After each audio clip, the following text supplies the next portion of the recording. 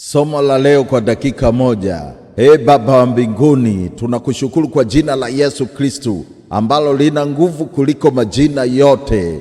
Leo tunasimama katika jina la Yesu.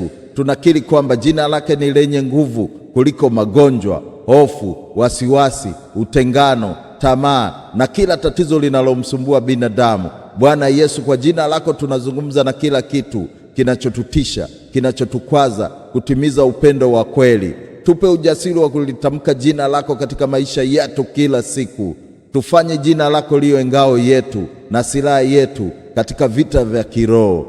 Mungu, jaza nguvu ndani yetu, kila ulimi ukiri kwamba Yesu ni Bwana. Tupe ushindi katika jina lake leo. Tunaiweka siku yetu yote chini ya nguvu ya mamlaka ya msamaha kwa jina la Yesu Kristo. Amen.